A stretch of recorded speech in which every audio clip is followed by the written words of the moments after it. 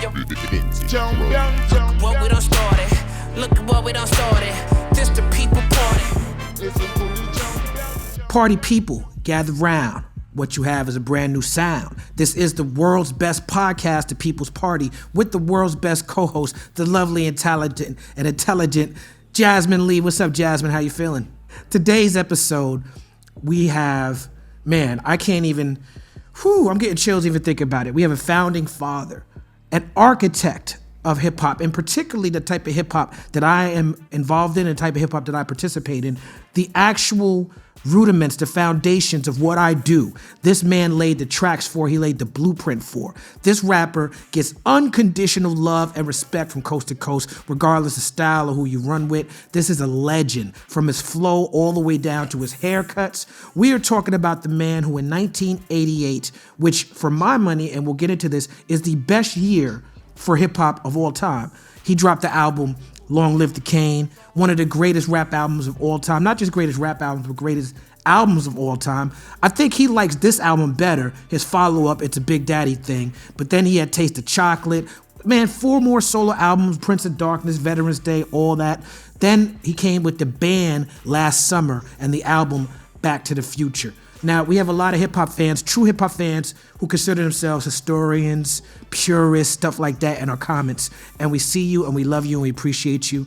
Thank you for coming on this People's Party journey with us. And I know you've been waiting for this episode, because once we dive deep into this guest's life story, it's no wonder that rappers like myself, Mos Def, a.k.a. Yasin Bey, Jay-Z, Eminem, Kendrick Lamar, all cite this man as an influence. He's done movies. He's done television. He got a podcast coming out. He is the man that brought Jay-Z on tour. He did songs with Tupac. His crew brought Biggie into the game. I'm telling you, this is a living legend to the highest degree. Ladies and gentlemen, we got Dark Gable, Big Daddy Kane in the house. Let's go. Much respect. Welcome. Man, King Asiatic, nobody's equal. Woo! That is quite an acronym. And I learned when I was researching your name, Kane, I learned a new phrase called backronym, which is actually what King Asiatic, nobody's equal is. It's an acronym. A backronym is an acronym that comes after you already have the word and you go backwards. Have you heard of this before? Nah, never. Yeah, me neither. So you introduced me to bacronyms, so I appreciate that. That's love. That's what's up. Well, you just taught me something, brother. No doubt, no doubt. Well, I'm glad that you're on our show. Thank you for spending your time with us. Your time is very valuable. Your energy is very appreciated. Now, as far as I know, your name, Big Daddy Kane, is a mashup of Kane and Kung Fu. You know, you walk the earth like Kane and Kung Fu, and the character Big Daddy, played by Vincent Price from the surf movie Beach Party. We had Babito on. You have to be born, like, you have to be of that era. You have to be born in the 60s to know those references, really, to know them. We had Babito on. He was talking about being so blessed to be born in New York City in the 1960s and to be living now to today. What was it about these two characters that you felt embodied the persona that you were trying to create? Well, I mean, the Kane thing really came as a joke. You know, you'd be outside with the other kids playing stickball or Coco Livio or Red Rover. And when Kung Fu Theater coming on Saturday, or when the TV show Kung Fu came on Thursday, I'm gone. We could be in the middle of the game, and I'm bouncing to go watch TV. You know, they knew I was like a martial arts fanatic. So when I leave everyone, they would always say, "All right, well, we gotta find someone to replace Bruce Lee, or you get someone to replace Young Grasshopper, or Kane." And out of the three, I just like Kane the best, so I chose that as my rap name. No doubt. That's ill. Do you remember meeting my son? And we took a picture with my son, and I think it was your son. It was at a festival. Yeah, I'm trying to remember exactly where it was, but yeah. Were we by a tour bus or something like that? We were next to a tour bus, that's right.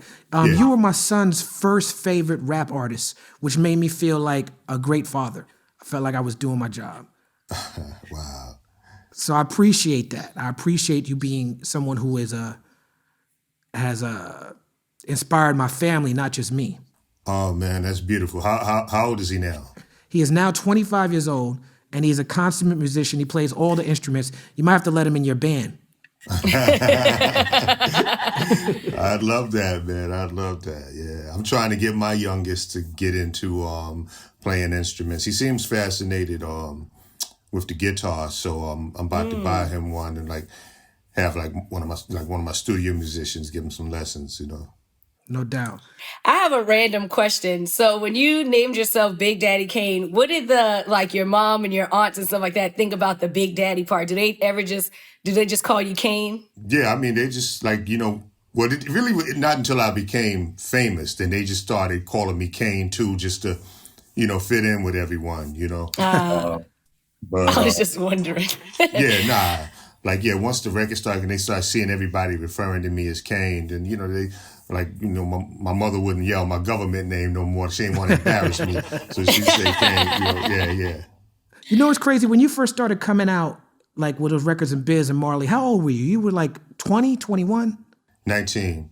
19 years old, right? Yeah. Like when I was rolling with Biz, I was actually 18. Wow.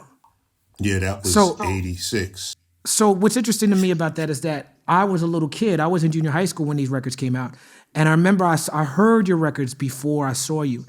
And, you had this deep voice and you called Big Daddy Kane. So in my mind, you was this big behemoth figure. You know what I'm saying? And then I seen this skinny young kid who looked older than me because you had the ill mustache. I didn't have a mustache yet. Like you had the ill haircut and the mustache, and you looked like a grown man, but I could tell you were still young and you were small. And I remember thinking, he's not big at all. I remember as a kid that used to bug me out. When I first came out, everyone thought I was like 25, man. I was 19. Yeah. Man. Wow. We've had a lot of 5%ers and people influenced by the 5% Nation on the show. Busta Rhymes, Cypher Sounds, RZA, Planet Asia, Inspector Deck, and Talib have all been influenced by 5% philosophies. Can you share how those teachings have shaped you and which pieces of the doctrine you've held onto over the years? Well, I mean, definitely just, learning about myself, my culture, and just also understanding the way things happen, on this land and how we're supposed to be, mentally prepared, physically prepared, and hoping to change where we can come together, to work together, and deal in equality. So, I mean, those were like some of the main things that I've learned, dealing, with Islam, and, when I first started with the 5% Nation. Yeah, I saw you on Lord Jamal's show.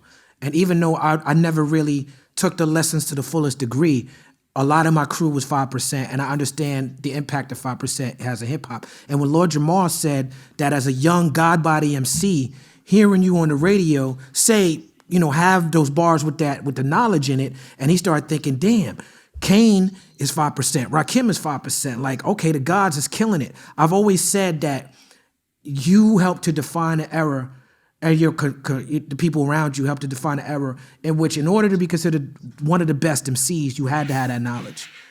Me as someone as a part of that lineage, I admire and respect you. Thank you so much for that. Oh man, nah, man, much respect, brother. Much respect, brother.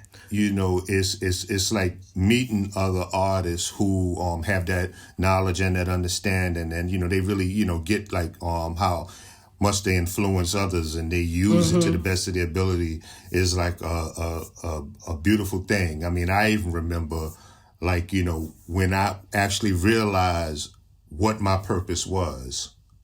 It was one time at Minister Farrakhan house, and I was there, Queen Latifah,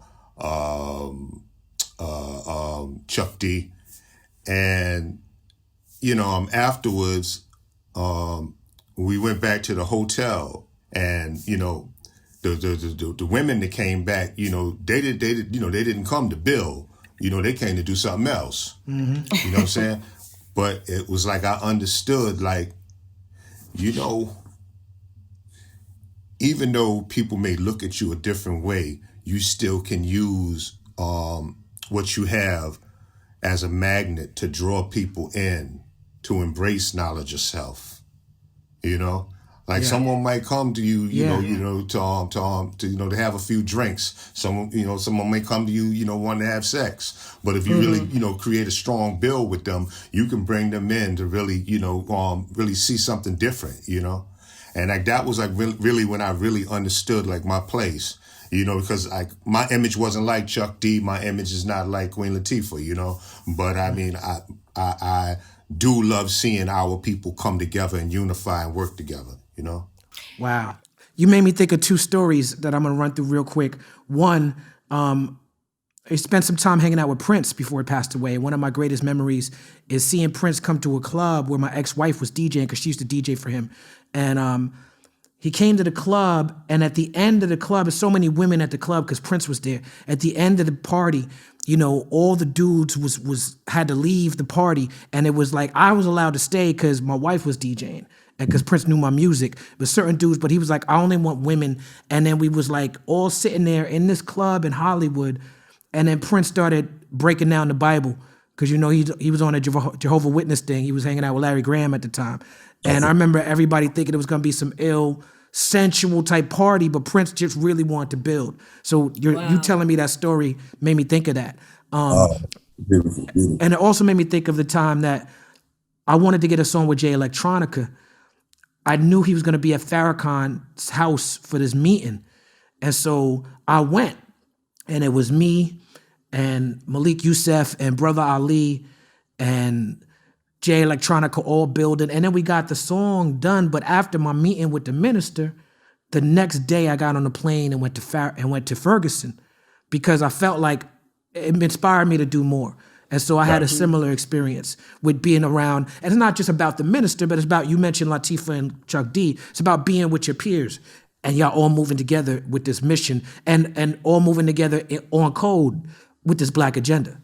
Mm-hmm. Exactly, brother. Exactly. Yeah.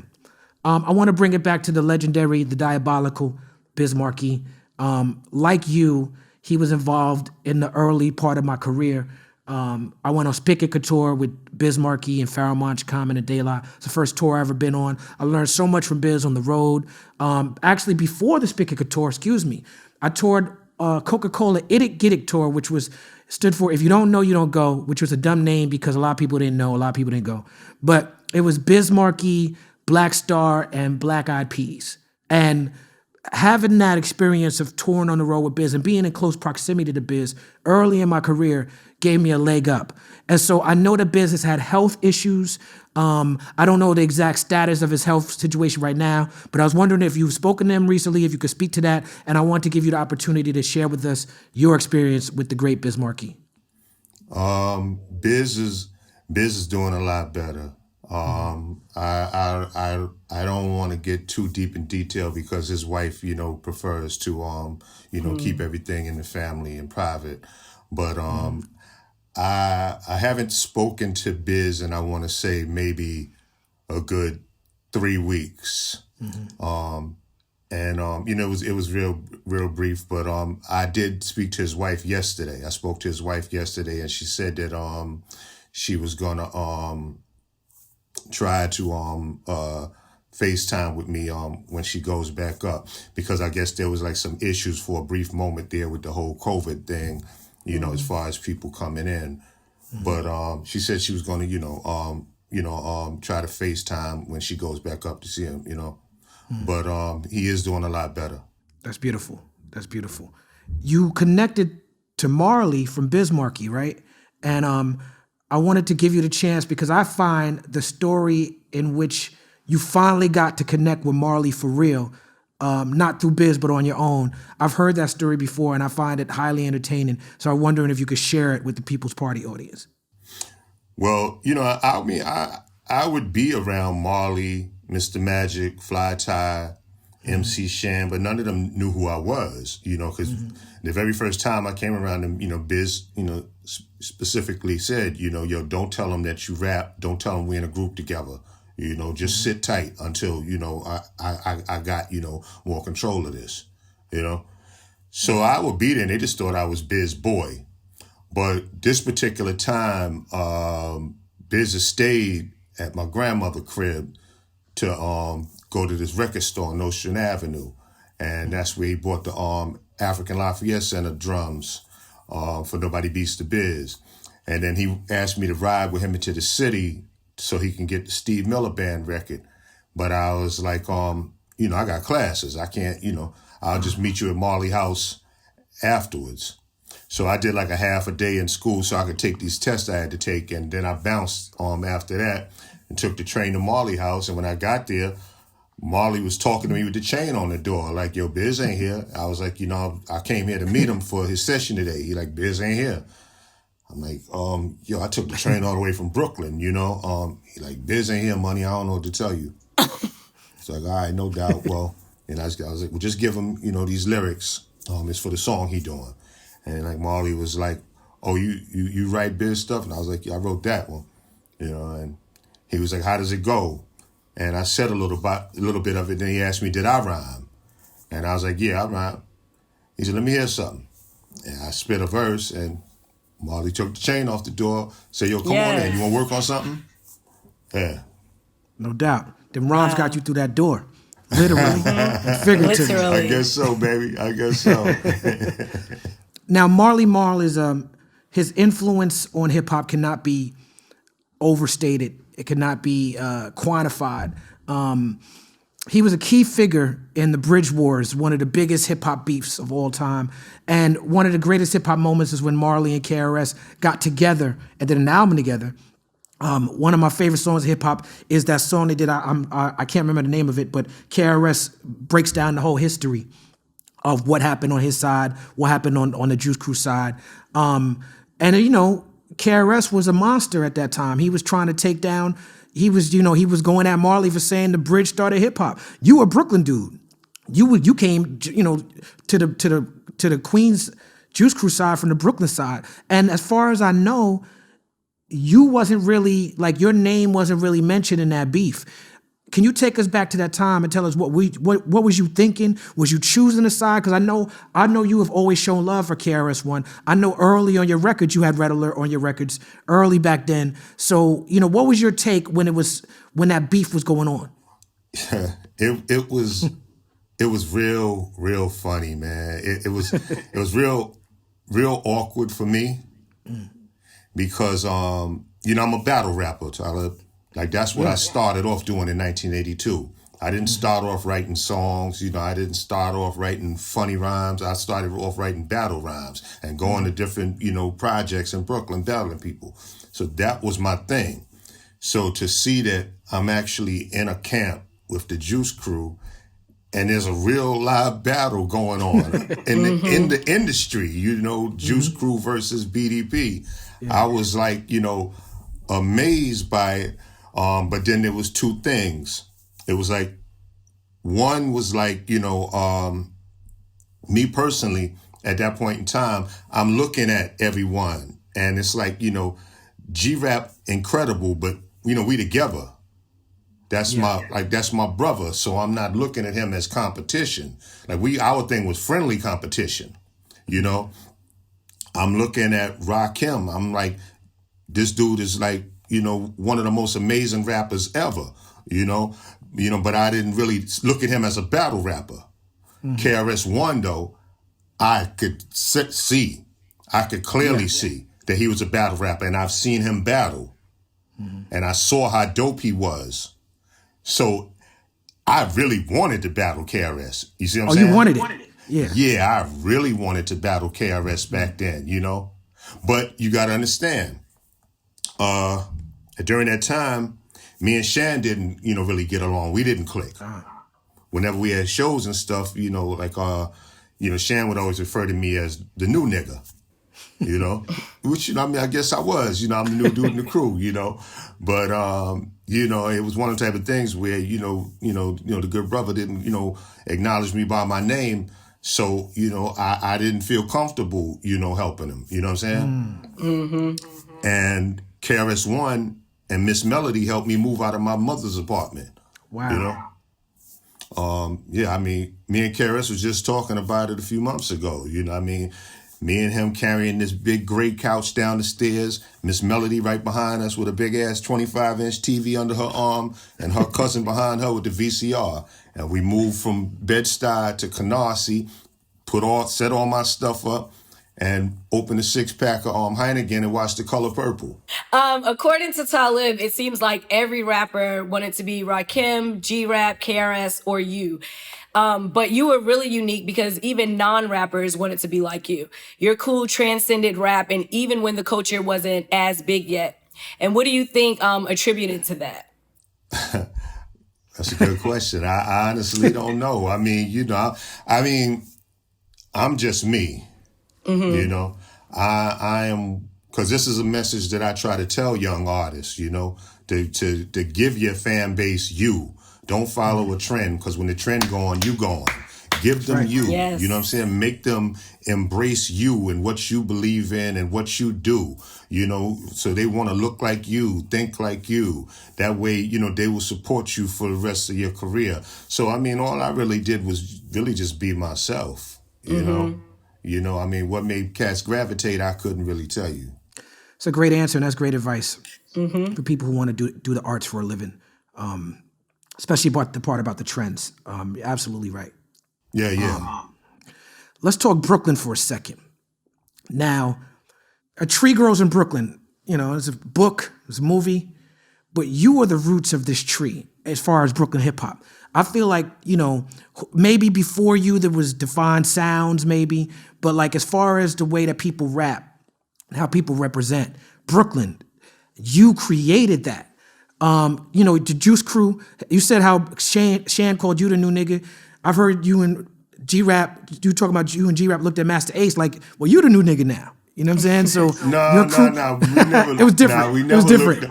With Ace, it was the type of thing where he just looked a little different that day we was recording the symphony. Okay. So we didn't know how he was going to sound. Right. But he bodied it. He did body it. Yeah. But your crew, we never treated him like the new dude, man. But your crew brought Master Ace in, who's a Brooklyn dude, and now No. Marley brought Master Ace in. Okay. But then when I say your had crew, nothing to do with that.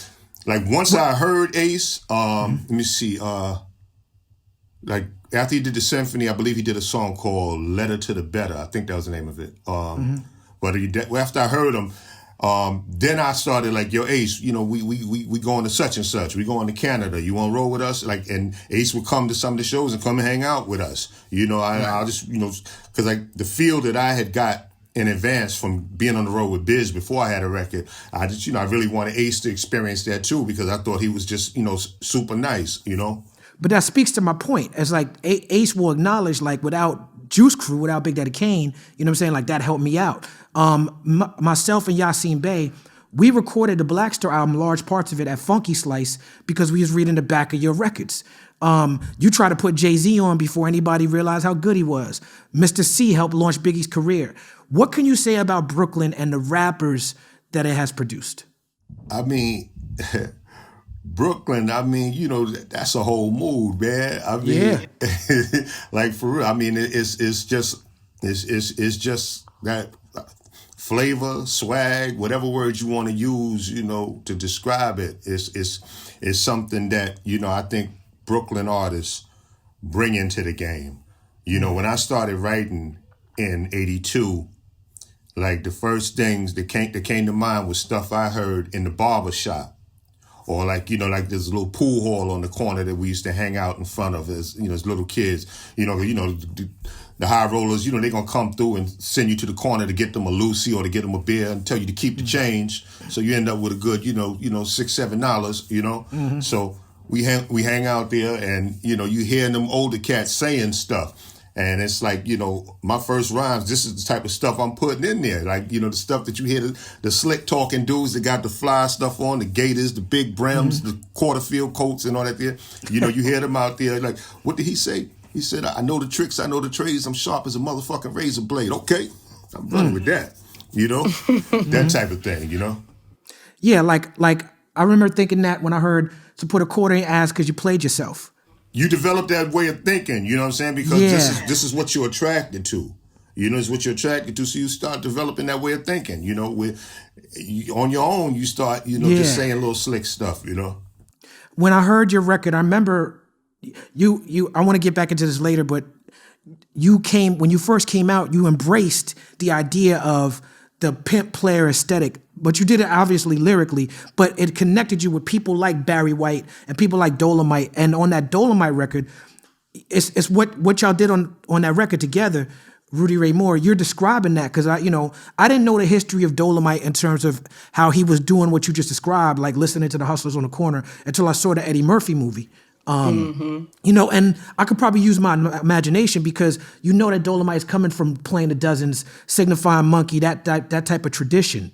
And then, so what you saying, you just described that same thing, but just think about that Dolemite record. What was it that you called him? So you said, listen, you ignorant, decrepit motherfucker.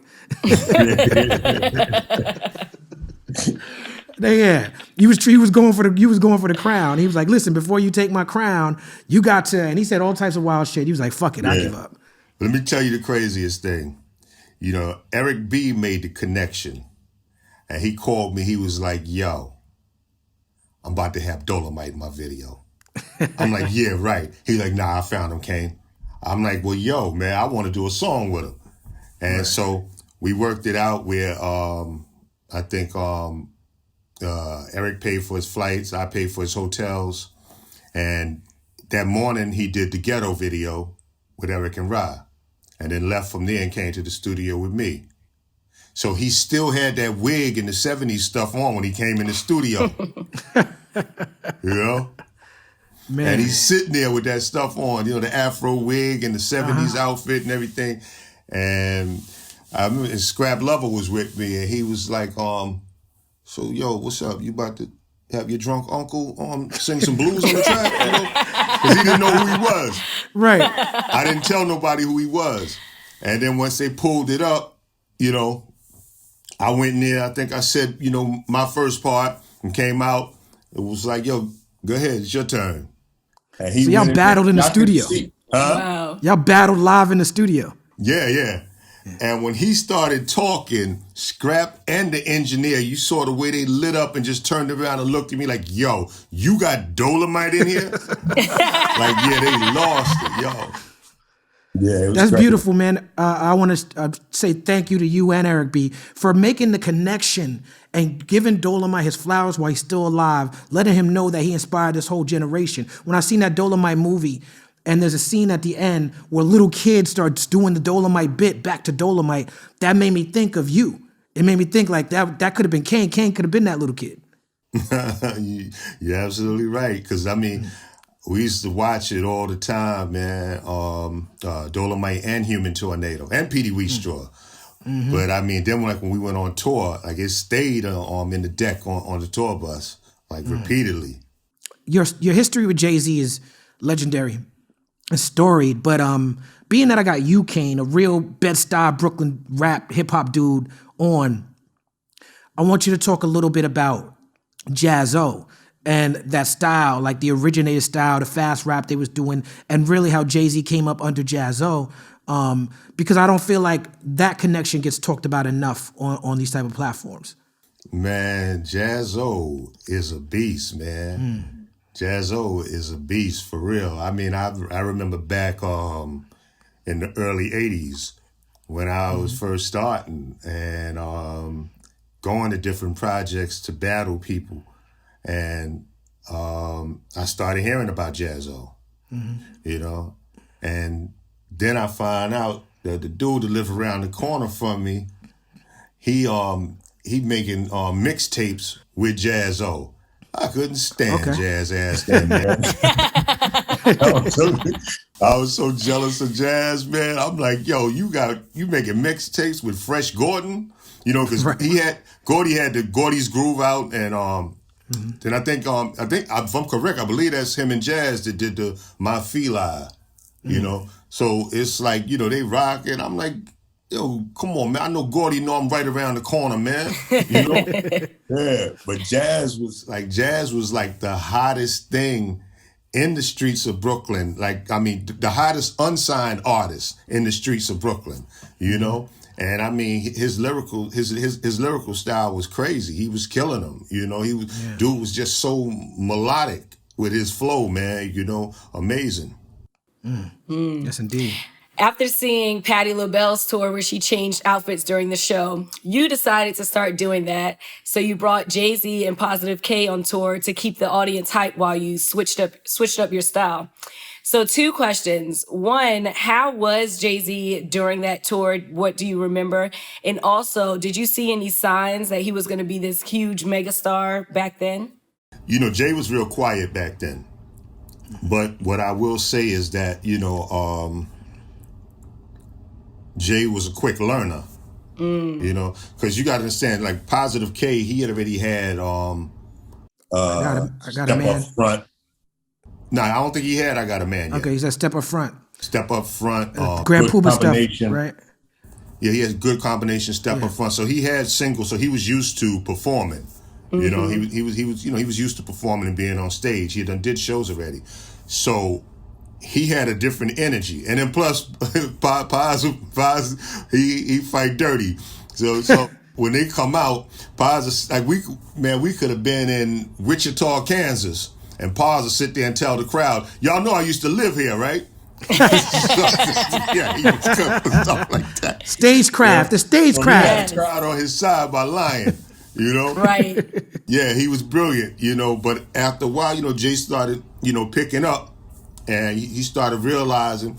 So then Jay started talking more. But then again, it was like Jay's style just always amazed him when he started doing that real rapid, fast flow. That's because nobody heard that, you know, so it just amazed him, you know, because it was only him, you know, him and Jazz O doing it, you know. Nobody heard nobody rhyme that fast before. Nate Terse, yeah.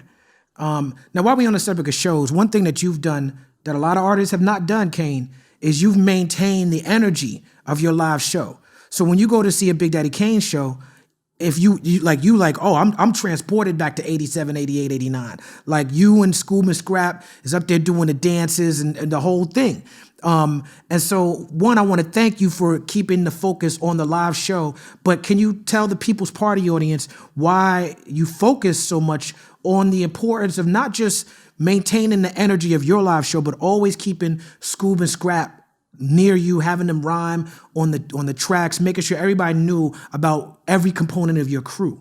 Well, I mean, as far as, you know, with Scoob and Scrap, you know, we were family, you know, so it's like, you know, they wanted to expand their career. I just wanted to at least be able to open that door and try to help, you know, with them doing it, you know, so I had no problem with putting Scoob or Scrap on a song with me, you know, because we were a family. Me, Scoob, Scrap, and Mr. C.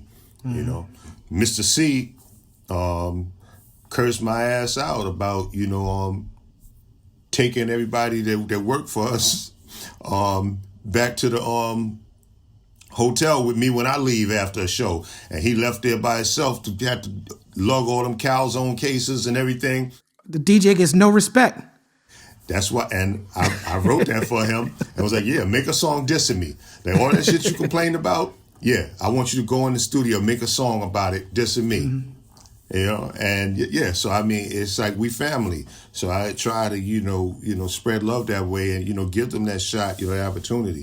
Mr. C even, you know, produced stuff on, you know, some of the albums, you know. So, I mean, you know, I try to, you know, open that doorway for they can experiment and try different things, you know. That's something I just spread love, you know. So you told Mr. C to call you a black raisin? I wrote the rhyme, man. He said you're black raisin?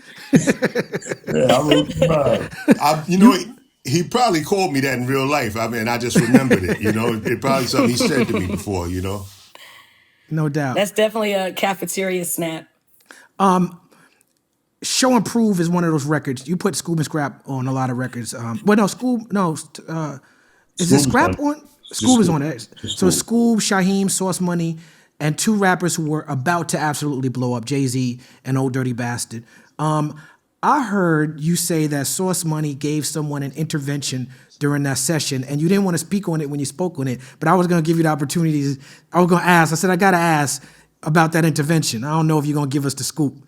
Nah, I ain't gonna throw nobody under the bus. Okay. Well, I mean, the intervention was with me. Okay. It was Sauce and Jay-Z. Okay. Sauce and Jay-Z, they pulled me into a room to talk to me about something that they didn't want me to do. But it was just so funny how they did it, man, because I didn't know what the hell was going on when I saw the conversation. I'm sitting there like y'all some dirty ass dudes, man. We call intervention in the hood. That's called homie court. It was. Yeah, man. I don't know if you ever met Sauce or dealt with Sauce, man, but yeah. I've met him in passing. Just you meet a lot of rap acquaintances. I don't have a relationship with him, but I've always thought that Sauce Money was very, very underrated. He never really got a project for people to really see his talent. But I understand why he was so integral to Rockefeller. Well, the thing about Sauce that I love the most, man, is that when he get upset, he funny as hell. Not intentionally, but he funny as hell when he get mad, man. Yeah.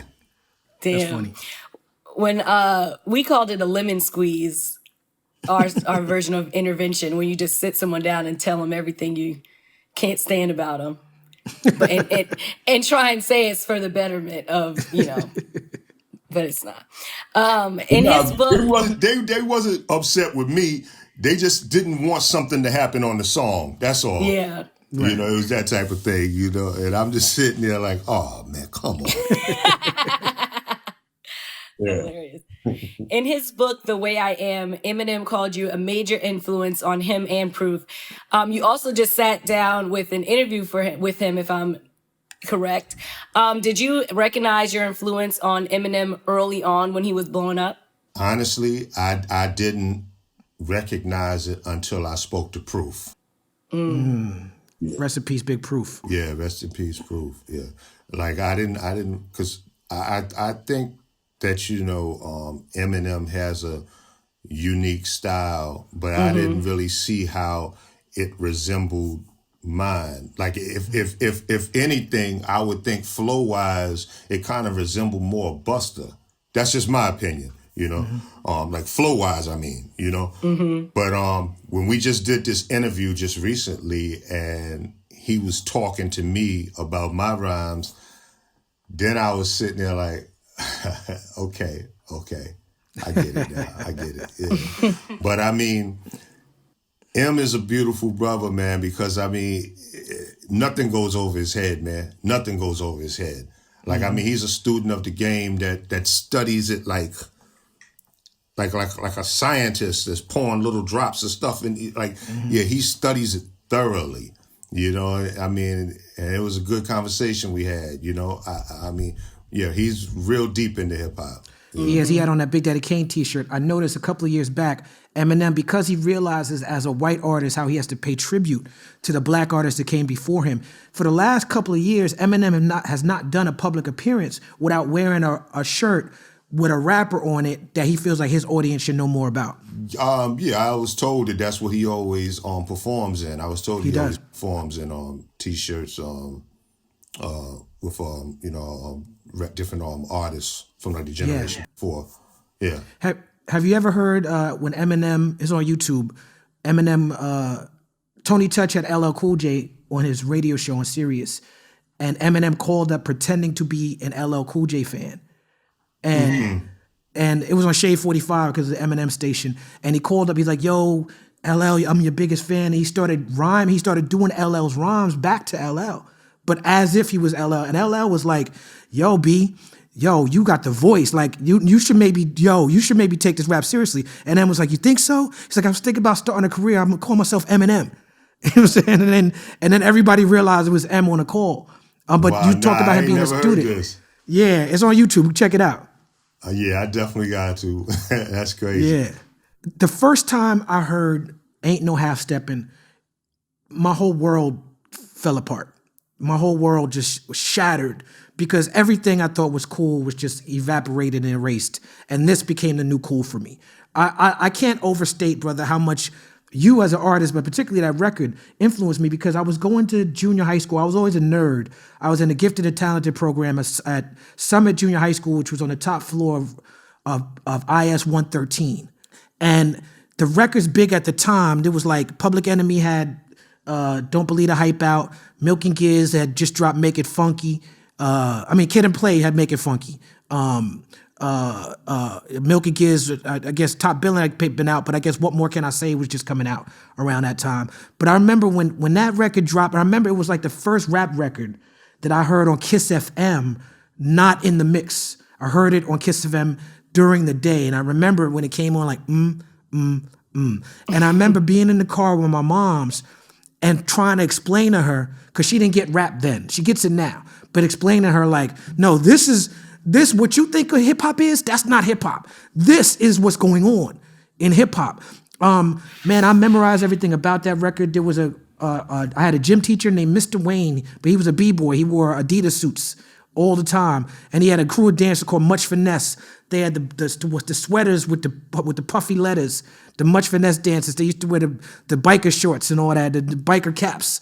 And they used to dance to like Ain't No Half Stepping and stuff like that. So just even me, that record's a part of me going through puberty. You know what I'm saying? Like Albie Shore was cracking. All the girls liked Albie Shore at the time. I wanted to be like Albie Shore. I wanted to be like Big Daddy Kane. I just want to tell you, brother, just how much I've never had a chance to share that with you, but that record really, really, really inspired me in such a beautiful way. Oh, thank you, man. I'm glad to hear that, man, because you know you're a great lyricist, man. You're a great lyricist, man. And thank you, brother. I have a lot of respect for you, your style, and your music, man. Thank you. Well, that's my foundation, man. You laid the tracks, and I just put out a book called Vibrate Higher. I talk about you in the book, but I talk about how I feel like the year 1988 to me. That's when everything changed. That was the best year of hip hop for me. And my people at UPROXX, who are West Coast people, they told me that I forgot 2 albums on that list. I forgot that Ice-T album, and I forgot Straight Outta Compton. But I wasn't really listening to the West Coast gangster rap. I got into that a couple of years later. But for me, 1988 was It Takes a Nation of Millions to Hold Us Back, The Great Adventures of Slick Rick, Follow the Leader, By All Means Necessary, Strictly Business, Light as a Rock, Going Off, In Control Volume 1, Tougher Than Leather, Assault with a Deadly Pepper, Too Hype, G-Rap Polo Road to Riches, Straight Out the Jungle, He's the DJ, I'm a Rapper, but Long Live the Kane. What do you feel about that year of 1988? Do you agree with me that it's one of the greatest years, or do you have a year that you feel like might have been a better year? Nah, I think 88 may have been one of the greatest years in hip hop. I mean, just, you know,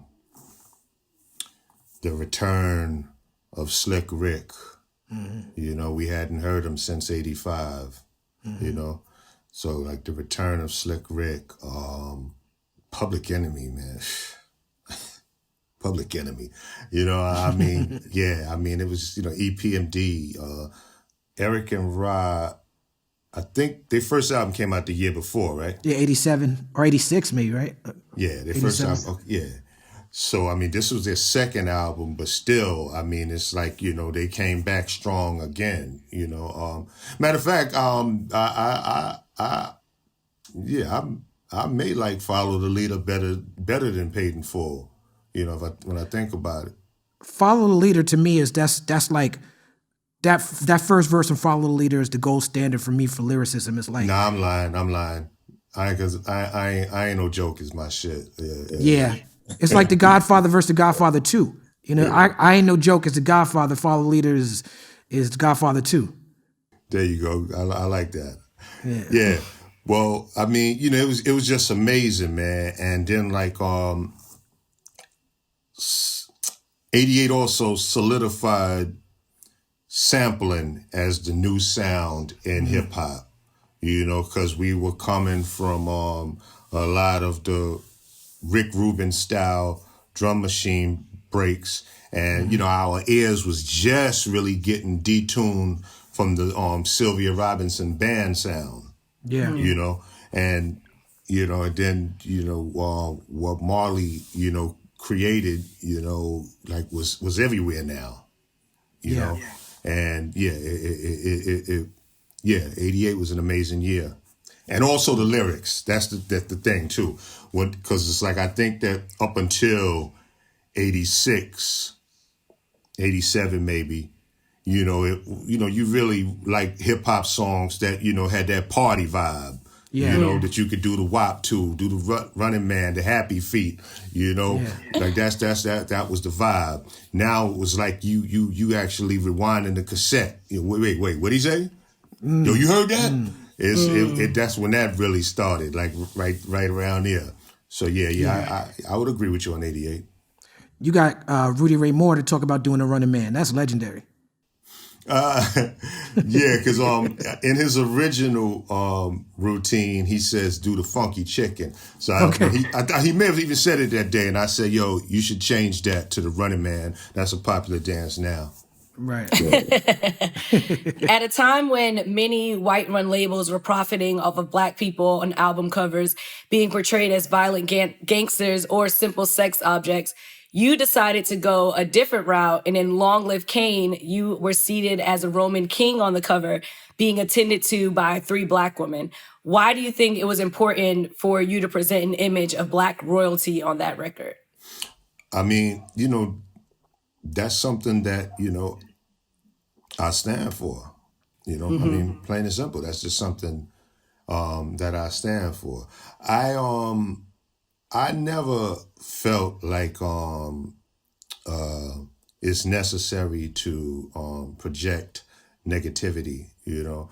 But I don't, you know, criticize, you know, people that do, for the simple fact that, you know, along with the Isley Brothers and the OJs, you know, you had Millie Jackson and Blowfly.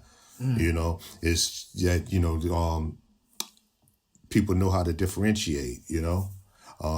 So you have those that, okay, this is what we're going to throw on while the kids is up, and then when they go to bed, we're going to throw some Blowfly, some Millie Jackson on, you know. So, I mean, you know, I don't have a problem with, Uncle Luke talking about Pop this and, Doodle Brown and, I mean, or NWA, talking about Fuck the Police, and, it's all part of life. At the end of the day, it's all part of life. I just think that it's all about the way you teach it. Now, see, back then, what was going on was positive, or what's the word they use? Conscious hip hop, and commercial hip hop was getting radio play. Violent hip hop didn't get radio play.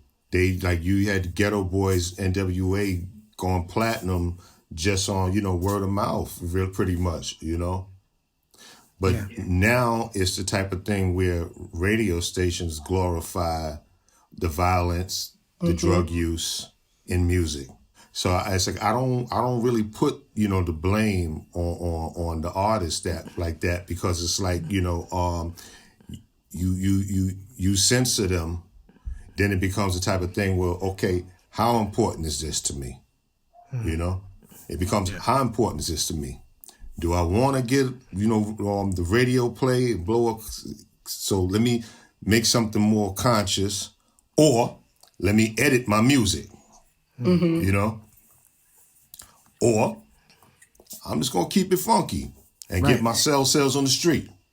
Right. I'm just going to stay real about it, and I just get my sales in the street. To hell with radio, But I mean, I think that right now we're in a time where, you have radio stations and media that, glorifies that. That's what they look for up front. They don't want to hear nothing conscious, Yeah, you're right. You come from an era that had more balance. You could go on the Fresh Fest and see, Houdini, Recipes to Ecstasy, or NWA, or you could see a Big Daddy Kane or a De La Soul. It's, it's a lot more diversity. But I mean, even then though, I mean, when I did Bring the Noise tour with Public Enemy, Eazy-E was the opening act. Yeah. When I did the Nitro tour with LL, NWA was the opening act. Ice-T toured with us a lot. May have even headlined some of the shows, Yeah. So, I mean, and Uncle Luke, too. Luke Skywalker was, we was on the road with him a lot, too. I remember doing a run with me, EPMD, and Luke Skywalker. That's a show. Yeah, I ain't gonna lie. I felt like so out of place. I'm like, you know, yeah, but it was dope though. It was dope. So I mean, you know, it's all music at the end of the day. You know, it's really about, you know, how you know, promote it to the people, man. Because I mean, you know, when you at a certain age, you know, yeah, when you're a little child, yeah, you know, but at a certain age, you know. You know how to go to the movies and watch the Terminator and not come back home saying, yeah, I'm going to kill up a whole goddamn police station. Right. So, I mean, with music, you know, you listen to the music, you know, you respect it for what it is. It's music. You know, if dude was doing all this here, you think dude doing all this here killing and talking about it on record? You really think he doing that? Well, the ones that have done it have gotten arrested for doing that, so they probably should stop. The ones who have done it is a product of society. They was going to do that whether they become rappers or not. Oh yeah, it's just, for sure. Yeah, rappers are just disproportionately young people of color, so we get caught in those situations disproportionately. Yep. But you just said something. Just talk about going to the movies and understanding the difference. You reminded me of Burn Hollywood Burn. Where he was like, I got Black Caesar at the crib. You know what I'm saying? And I remember when you put out that record, I remember thinking, man, I wish I could go to Big Daddy Kane's crib and watch Black Caesar with Ice Cube and Chuck D, like the way that you set that up on the record. And just that thought is funny. It's like we in the era now when we all could go on Netflix, Hulu, Amazon. But back then it was really a thing. You would get your boys, you would go to the movies with your dudes. Like I remember getting my guy friend, and we was like, we gonna go see Friday. You know what I'm saying? Like, I don't know if people, like, because we have mass media everywhere, you only going to the movies for a date now. You know what I'm saying? Like, you're not going with your dudes like we used to do back in the day. But I just remember how that seemed like such a cool crew to be going to just watch Black Caesar with. Oh, yeah. Me, Chuck, and Q. Yeah. Yeah. Yeah, he said, I got that at the crib. And Chuck said, well, you should have said that from the get. We could have, I want to see this Steel Magnolias driving Miss Daisy. Look up above me. That's the Burn Hollywood Burn picture. Oh, I saw Q. Yeah. That's the only person I could tell from the that far away. Yeah, that's Chuck dope. in the middle. Yeah. I smell a riot going on. Yeah, that's the record right there. Kane, you have a constant point of reference in your lyrics. Rap about the flat top, and you called it back then the Cameo, which I imagine was because of Larry from Cameo, right? So many different lyrics. You can scalp my Cameo and I'll still have strength. Now, whose flat top rules in '89? You know, our flat top cut to new. There was always like the relationship with the hair. And like Jazz said, it had that regal royalty vibe. What was that? What was that about making sure that people understood that the hair and the flat top Cameo was a part of what Kane was selling? Our first stage backdrop was a silhouette photo of me and Scoob on one side, Scrap on the other, and where you could, it was just a silhouette, but you just saw three flat tops. And I just thought that it just reminded me of, like, you know, an Egyptian sculpture. You know, I was like, yeah, this is amazing. It's something that, you know, I wanted to definitely make sure people, you know, really saw it. You know what I'm saying? Saw the same visual, you know? Yeah, one of the most iconic pictures from the 1980s in hip hop is that picture of Scoob giving you that haircut. And I feel like that pic really defines where we was at. The looks on y'all faces, y'all was serious. It was serious. It's like, I know your relationship with Scoob. It's like, this is my man. He might rhyme on the track. If it needs to go down, I know he'll have my back. And he's gonna dance. And also, he got them barber skills. Nah, I think actually I was sitting there thinking, why the hell he got to have his shirt off while he cutting my hair, man? Y'all was young and flashy, you know, young flashy niggas like they shirt off and shit. That's what it is. Nah, you know, That's how he does a better job. We probably was changing for stage or something like that, or maybe we was in the middle of a video changing and it was just something needed to be done, and you know, he was just, you know, lining me up real quick, you know. Yeah, it was probably one of them, like, you know, last minute things, you know. Yeah, that's funny. I want to thank you for making the song Young, Gifted, and Black because, you know, we've talked several times about your consciousness and your lyrics, but that record was so unapologetic with, you know, Young, Gifted, and Black. Weldon Irvine is a jazz musician who wrote the original of that with Nina Simone. He was a friend of mine before he passed away. He played on the Black Star album. Then, of course, Nina Simone made it. Then my favorite version of it, though, it's not the Nina Simone version, is, besides your version, of course, is the Aretha Franklin version of Young, Gifted, and Black that John Singleton used so masterfully in the scene in Higher Learning when Tyra is running around the track. Man, thank you for repurposing that song. And not just that song, but every song you've repurposed, like I'll Take You There, Lean on Me. You've definitely made sure to repurpose the conscious soul for a new generation. Appreciate you, man. Yeah, I mean, I tried, my brother. Yeah, no doubt. That's the name of the song I did. I Try. So we right there. You and the God MC Rakim have a long-standing friendly rivalry.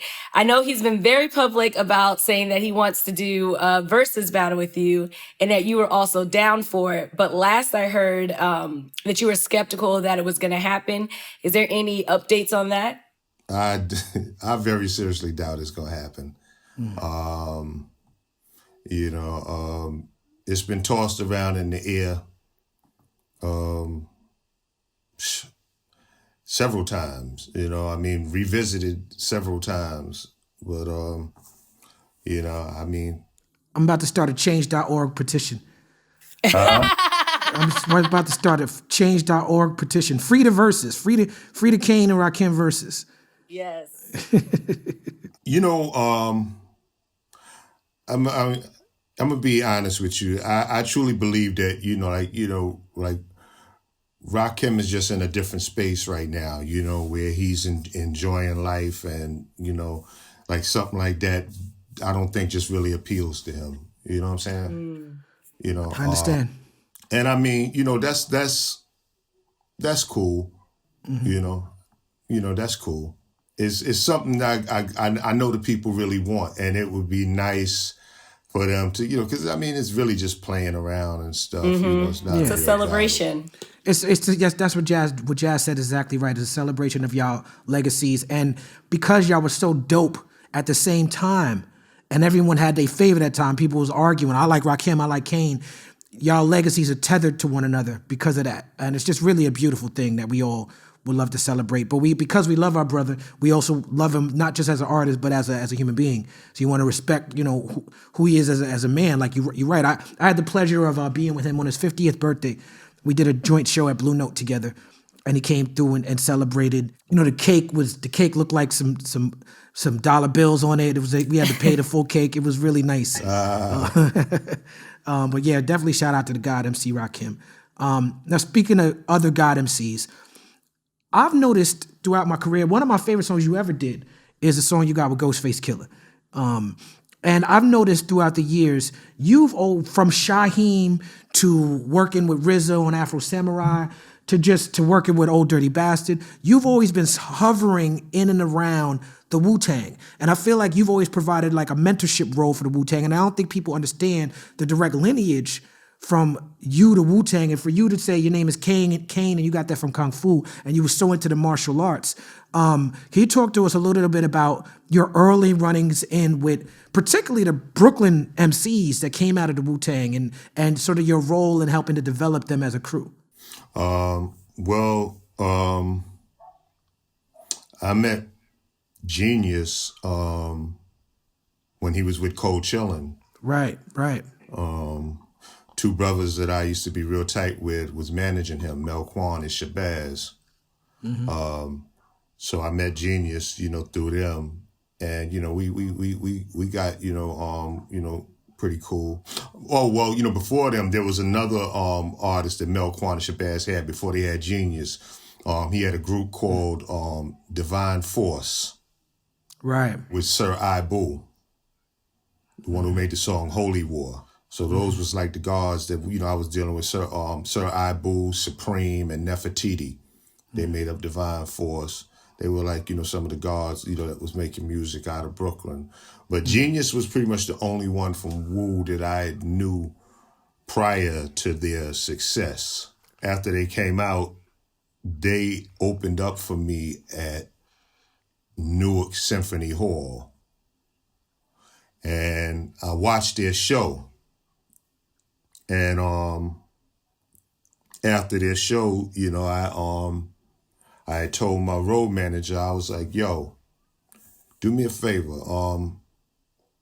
Go get the old dirty bastard dude and get the light-skinned girl with half her hair braided. I want to meet both of them. And he brought him back to the dressing room and was like, yo, I got him right here, but that's not a girl, that's a dude. His name is Shaheem. Yeah, because his voice was so high. Right, and I was right. way up watching him. So I couldn't, Right. like, you know, really see his face. But it was like, the hair was like real, because like half was braided and the other half was out in the afro. Yeah. But I mean, like real high. And the voice, you know, Shaheem's voice was so high. And then, you know, I met both of them and we chopped it up and we ended up going to my friend's birthday party that night in Queens. And, you know, from that point on, we just started, you know, really hanging. And it got to where Shaheem label, they asked, could he go on tour with me? And, you know, because it was the Budweiser Superfest, you know, and Shaheem was, I think, like 15 time, you know, it was an age issue because of the alcohol. But I managed to work it out with Al Heyman, and Shaheem came on tour. Like they paid, like his label paid for his hotel rooms, but he was pretty much on the tour bus with us. You know, just came with us, and I was, you know, pretty much looking over him. And Old Dirty just always came by the crib and hung out. I'm gonna tell you the funniest Old Dirty story. Okay. One night, this dude drunk as shit, man, and asking for the keys to my Pathfinder. What? Like, yo, I don't need the car, God. Just give me the path, man. Just give me the path, God. I gotta run to Harlem. I'm like, No, yo, you don't. You not in no condition to drive, man. I'm not giving you my keys. I'm going upstairs to my bedroom now, so I'm just gonna lock myself. I'm tired of talking to him. He followed me upstairs, right? And I'm like, I'm not giving you my car keys, man. I'm like, yo, just go ahead and, you know, lay down, man. Go in one of the rooms and sleep it off, man. And he tried to say something, slipped, started falling down the stairs. I felt it. He raised his foot up and locked his foot in the arm, in the arm rail. Oh my God. Just time like that. And he says, yo, I'm the drunken master, God. I master this shit, man. Give me the keys. Yo, I'm sitting there like, yo. Like, oh, wow. Oh my goodness! I wish I could see a picture of that. Yeah. But I mean, you know, I would try to, you know, build, you know, with them brothers, you know, on different occasions, man, about different things, and you know, just let them know about stuff that I've been through in the industry. Because when I first came in the game, I had, you know, people like Dougie Fresh, Jalil from Houdini, you know, Rick James, Barry White, you know, like giving me games. Rest in peace, you know? yes. That's beautiful. Another gentleman that I have to send rest in peace out to is Tupac Shakur. A lot of people don't know that you recorded with him not once but twice. What was that like? I mean, it was fun. It was fun. You know, we were out in Vegas for a Tyson fight, you know, and we're sitting there talking about, we should do something together one day. We should do, because I was out there actually to meet with Suge. He wanted to sign me to Death Row East, you know, so we were sitting down talking. I was like, yo, we should do something together. And then Suge was like, you know, why y'all sitting there talking about it? Why don't y'all just go ahead and do it? Y'all can get on the plane tonight, go do this shit and be back here for the fight tomorrow. Let's do it. So we left Vegas, went back to LA, went to Death Row Studio, and they brought up a track. Me and Pop put our verses down. Snoop was getting ready to do the hook, but he had already bounced. Like he came in there and asked us, did we want some beer? But I guess he must have left right afterwards. So we were gonna call him in to do the hook, but he was gone. And then Pac wrote another song, and he went and did that. While he was doing that, I went in the other room, and I wrote a song for Hammer. After I finished laying the reference vocals down for Hammer, Pac came in there, what y'all working on? Oh, that sounded, yo, we should do something together too. And we sat and just did another song. Me, Hammer, and Pac just ended up doing another song. Yeah. Wow. Legendary. I wish Hammer would put that song out too. He used Shaka Khan, "What You Gonna Do For Me." Hammer, if you're listening. Real dope Yeah, flow. Hammer. I wish he put it out. Come Put on, the Hammer. song What's out. up, Hammer? Let's get that. My birthday twin, Black Thought, and I want to really get your opinion on. This is the question I've been waiting to ask you. Black Thought to me is the best working MC as far as like continuing to put out content. When I listen to Black Thought, I feel like it's a hybrid between the best of Big Daddy Kane and the best of Kool G Rap. So when Black Thought decided to do Boom on the Roots album, I'm like, well, Black Thought feels the same as I do. Black Thought feels like Black Thought is the best of Big Daddy Kane and Kool G Rap. So tell me about your relationship with Black Thought and the Roots, and tell me about what it felt like to come and then perform a song in which Black Thought was emulating you and come and perform it as you on Dave Chappelle's Block Party. And I wanted to get your take on that whole Boom situation with the Roots and G-Rap. I mean, it was fun. It was a lot of fun that day. You know, I mean, well, first of all, when I heard the song and heard how he had our voices like nailed like that, you know, I was like, okay, clearly you listen to a lot of G-Rap and me, you know, coming up. So I'm like, yeah, damn, you sound just like us, man. Yeah, he did. But the day doing the block party thing, I mean, I just thought that, you know, that's one of those full circle type of thing. The circle is complete, you know? Like that's how I felt about that day, you know, with the three of us there doing that together, you know, because I mean, Black Thought is, you know, a lyrical beast, someone that I have the utmost respect for, and G-Rap is my brother, you know. So for us to come together and do the Boom thing on the Dave Chappelle thing, it was amazing, man. It was amazing. The argument that before with me and Quest about the song order, because I think Quest wanted me to do, I believe, Raw and Half Stepping or Raw and Set It Off. I can't remember exactly what it was. And I'm like, bruh, y'all want to finish this show? Have me come on that stage and not do Warm It Up Kane and see how that shit work out, man. If y'all want to be able to finish this here show, I'm going to need to do Warm It Up Kane, man. I was there, man. Seeing you do Warm It Up Kane with the Roots in Bed-Stuy was batshit crazy. I mean, that crowd lost their shit. Yeah, I said, I mean, had I not done that song, they would have lost their shit in a different way. That's right. That's right. Now, the Roots, of course, obviously working with a band. I want to get to your band, Last Supper, later on as well in this conversation, but you came in the game with one of the greatest DJs to ever do it, Mr. C. The House that C built was an important record for me. Mr. C got a master plan. We've already talked about him rapping on your record. Mr. C went on to become one of the greatest DJs on Hot 97, one of the greatest club DJs out there. He is someone who a lot of those Hot 97 DJs did not play my records, felt they were too underground, too conscious. Mr. C always supported my records, always played my records. Sure. Mr. C, of course, famously got into legal trouble. He, in a GQ article for everything that he'd been through, he shouted you out for specifically having so much love and acceptance for who he is as a man. And he talked in a GQ article about how uncomfortable he was with sharing who he truly was. Now that we know more about Mr. C's story, how is he doing now? And do you feel like he's finally been able to live his truth and find some peace? And do you feel like hip hop is giving him his necessary props? Well, I mean, you know, L has him over at Rock the Bells now, and you know he's doing his thing there. Before this here pandemic stuff, man, you know he was rocking parties. He was constantly working. You know what I mean, when the clubs was open. So I mean, yeah, they definitely giving him his props, and I mean, you know, C is the same Mr. C. You know, I mean, I guess, you know, with all what was going on, maybe there was a, you know, brief moment, you know, but I mean, you know, C is the same Mr. C.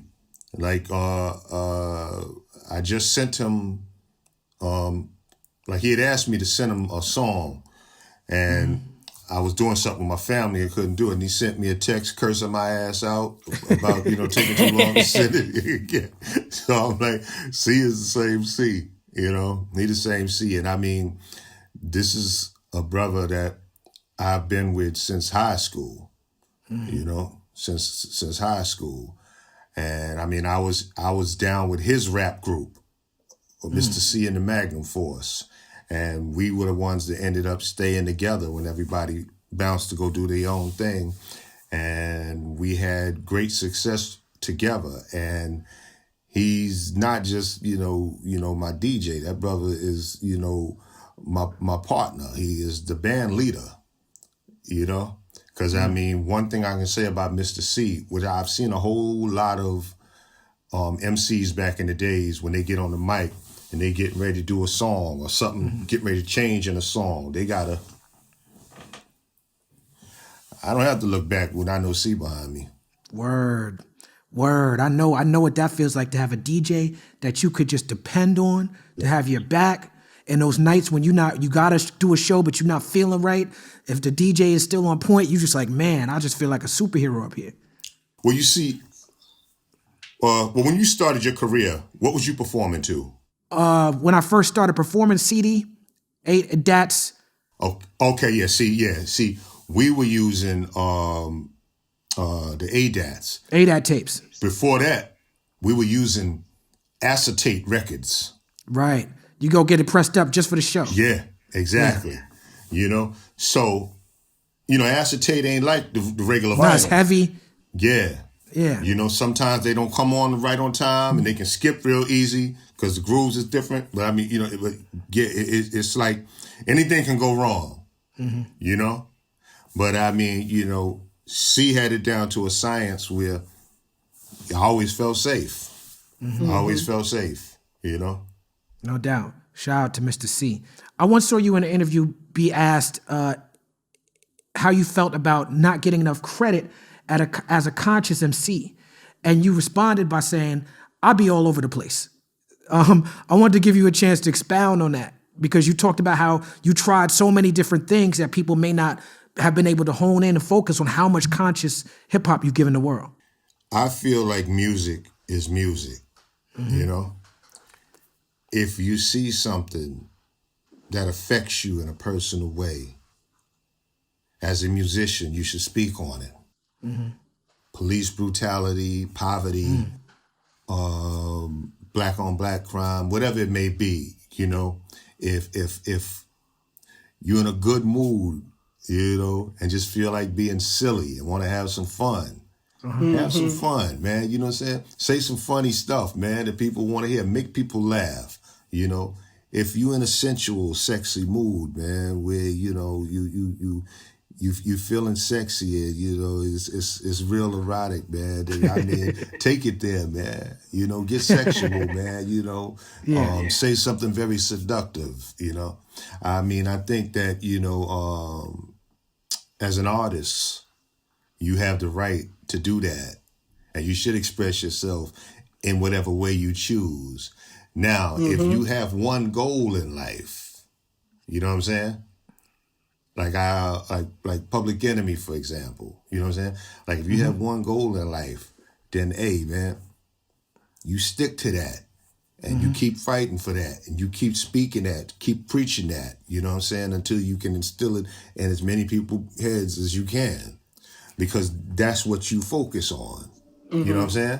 And so you don't think we're going to get no sexy raps from Chuck D with some sexy Flavor Flav ad-libs? I don't think so. Is there such thing as Flavor Flav sexy ad-libs? No, imagine Chuck doing like a sex rap and then Flavor coming in like, yeah, boy, like punctuating the sex rap with the ad-libs. Well, yeah, boy would work in the bedroom. I don't know about Chuck D's rhymes, but yeah, boy definitely can work. Kane, real quick, where did that ad-lib when Flavor's like, yeah, Kane, where's that from? Oh, you talking about Raph? Yeah. That's Marley. That's Marley saying, yeah, Kane? Yeah, that was Marley. Oh, okay. He sounded, this high pitchedness at that time sounded like, I always thought that was Flavor Flav. Nah, you know, he was trying. I think he was trying to do his Ohio players thing, like how he doing the symphony about I don't care who's first or who's last. Yeah, Kane. Okay, yeah. Yeah. Oh, so you just gave me a tidbit. So you said Ohio player. So he was doing like that like funky worm voice. Yeah. Man, okay, that's what the inspiration was. Because I knew he was doing a character, but that puts it all together. Yeah. Shout out Flavor Flav. Y'all been talking about Brooklyn this whole time. So shout out to Roosevelt one time. No doubt. You dropped a song about police brutality during the pandemic called Enough. Can you expand a little bit more on why it's so important to create music to meet the movement? It's important right now for everybody to make sure that their voice is heard. For the simple fact that, you know, activism is trendy now. You know? Yeah. Activism is trendy. It is. You have a lot of people that's fighting for something this month and forget about it, you know, 3 months later. Bars. And I mean, when I say forget about it, I don't mean like they forgot about this person, they moved on to fighting for this person. I mean, they forgot about that whole, you know, and you know, just 3 months ago, you had a whole organization formed. You had a whole unit behind you. And it's like, you know, that's something that's known. That's something that's known. So therefore, you have powers that be that's like, look, just name a street after Marcus Garvey or some shit like that, man. They'll calm down in another 3 months. Wow. You know? Yeah. You know, or take this statue down. They'll shut up. Yeah. What I will say about this time is I do see, as far as the entertainment industry, I do see changes being made. They are reaching out to a lot of Black writers and they've fired all the white people that are cartooning themselves as Black people. And they have been actively trying to get more Black shows on TV. So even the smallest things are being changed this time because I feel like this is the most trendiest that the Black Lives Matter movement has ever been. But are they locking up the cops that's murdering us? No, they're not doing that. They're definitely not doing that. Yeah, and I gotta say, this is, you know, Jasmine, I hear you, because I consider myself a progressive person. And to be a progressive person, you understand that progression doesn't happen overnight. Sometimes it's incremental. Sometimes it happens very slowly. And I do think it's important for activists to acknowledge the victories and celebrate the wins. If you're always constantly complaining and depressed and never celebrating the victories, well, what are you even out here doing it for? But to Kane's point, I think both of us are old enough to have seen this before. You know, if you know, you remember Kane when you first started doing movies, you did a couple of movies one year. There was an explosion of Black movies. You was in Posse and you just working with Robert Townsend. If you remember that time, it was a whole Black directors thing. There was so many Black movies coming out with Black directors. We had movies making fun of it. And when you watch Don't Be a Menace to South Central or Drinking Your Juice in the Hood, they making fun of a Matty Rich, Spike Lee phenotype. You know what I'm saying? Like of all the different, because we had an influx of Black directors. And the era that Kane is influenced by, the Blaxploitation era, there was like a lot of Black mainstream there. In the 60s, when James Brown took the conch out and said, I'm Black and I'm proud, and got an afro, and there was Black consciousness was in the mainstream to the point where Ray Charles couldn't play Alabama and James Brown took the conch out. But that went back down. We stopped thinking about that, and James Brown put that conch back in. You know, and then he went and did Living in America 20 years later. So I'm saying all that to say that I think we have to celebrate the victories, celebrate when we see Black representation, whether it be vice president or president, but also we have to understand the realities of, well, what does that really change on the ground level for the people? And is, to Kane's point, are we just being appeased by this representation? You know what I'm saying? Like, does the representation stop the movement? That's what I think we can't get caught up on. Yeah, I got you. I mean, here's what it boils down to. So they're not going to do the Black voices no more. You're actually going to hire Black people to do the voices. That's dope. That's beautiful. I commend you. But what we're going to do about these here cops that just killed such and such. Right. You know, because that's my take on it. You know what I'm saying? I mean, yeah, that's cool. That's beautiful. But let's not lose focus. Right. Let's not lose focus. And that's what I mean by activism being trendy. You know, it's like, okay, you're mad today. You know, somebody chalk your bone and now you cool. Like, you know, things is getting better. Nah, you just been sidetracked, really. That's all you. Yeah, I feel you 100%. No. Now, Kane, you moved down to Raleigh, North Carolina, the home of Ninth Wonder, the home of Rhapsody, such an incredible MC. We talked about Young, Gifted, and Black earlier, and she remade that record with you, going back and forth.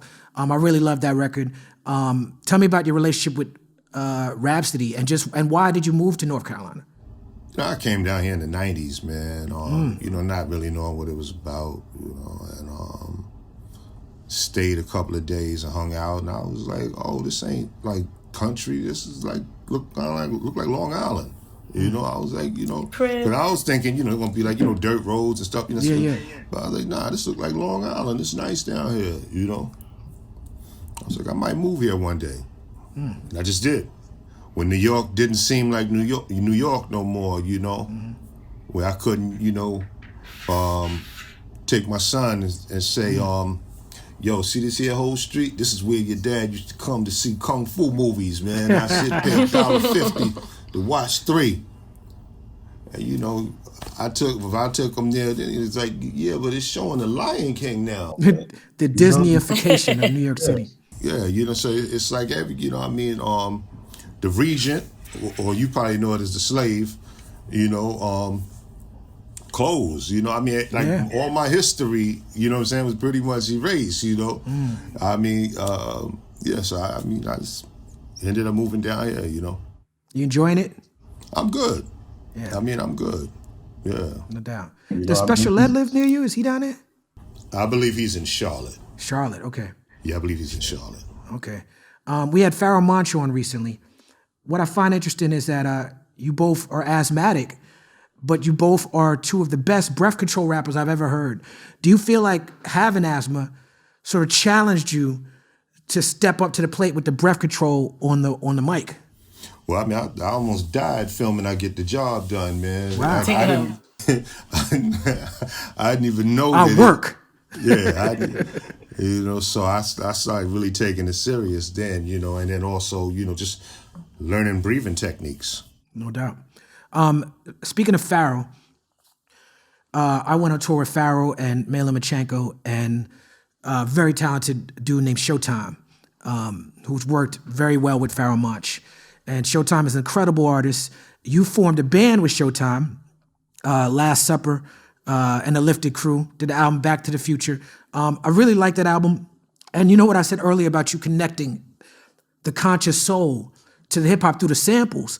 I feel like this gave you a chance to connect the soul to hip hop without the samples, just with a live band. And me being a performer, I know we spoke about the fact that you're still gonna get on stage and go hard. You still get on stage and you fall back and you got scuba scrap, you're doing dances. But me as a performer who's getting up there in age, I understand that sometimes I want to be part of a collective and come in and do my 1-2 and then be able to just enjoy the show. So I feel like that's also a good reason to have the Last Supper, because you get to be part of a collective where you don't have to carry the whole show on your back. You could just do your part. Am I accurate in that? Absolutely. No doubt. Yeah, I mean, you know, it takes a lot of weight off, but at the same time, you can still put together an amazing show, you know. And Showtime is a hell of a performer. He has a lot of energy, and he studies his history. He's studied all the soul legends. So I mean, you know, yeah, it was beautiful. And the Lifted Crew, they have their own energy and chemistry. The way they be talking to each other on stage and laughing, like yeah, they have an amazing chemistry amongst themselves, man. So you know. Together, I think we do a great job on stage. It's different than what I'm used to with School Scrap and Mr. C, but it's something amazing still, though. No doubt. I'm aware that you have your own podcast coming soon. What are your goals for that? And can you tell us a little bit about what the show is going to be about? Just basically telling a whole bunch of stories. You know, it's like a campfire thing. You know, where I'm sitting there telling a whole bunch of stories and reliving these moments. You know, some deep stories, well, a lot of them real funny. A lot of them are real funny, man. You know, No doubt. Yeah, but most importantly, stuff that you may have never heard. You know, that happened in my life, in my career. Well, if this conversation is any indication of what that's going to be, I'm going to be tuned in, and I think our fans and the people who love hip-hop will especially be tuned in. I want to thank you so much for your time. I want to thank MC Search for putting me in touch with you. And I just got one more question for you. Yeah, thank you again for your time. What's next music-wise for Big Daddy Kane? I don't really know at the moment. You know, when I did Enough, it was like, you know, I was just feeling a certain way. I was feeling a certain way, and then I heard the Tamika Mallory speech, and I thought her speech was so powerful, man.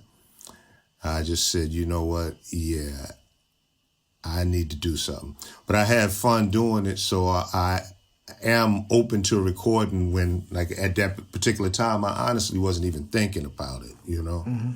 But after doing Enough, I am open to recording if it's the right situation, you know? No like doubt. Something where I can have fun with, and I feel like you know, someone want to use it for the right thing, you know. Yeah, I'm open to it. But honestly, y'all, I'm really focused on the acting thing right now. Yes. I noticed from your following your IG, you're getting a lot of little acting work in. Yeah, man. Yeah. I just did a TV One movie, Bad Dads 2, and another.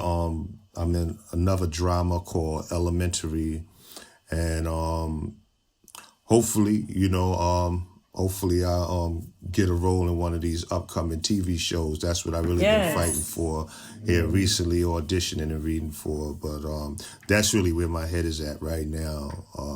You know. Well, I know you can do it. I've seen your acting chops, and just anything you've set your mind to, you've always done in fine fashion. We love and respect you. Thank you for helping to build this culture that feeds all of us. Thank you for making us all more conscious consumers. Thank you for making us better curators of hip hop music. It's Big Daddy Kane on the People's Party. Thank you. Much love, y'all. Peace and love. Thank you, Kane. I appreciate it, bro. Thank you. Exactly what we needed.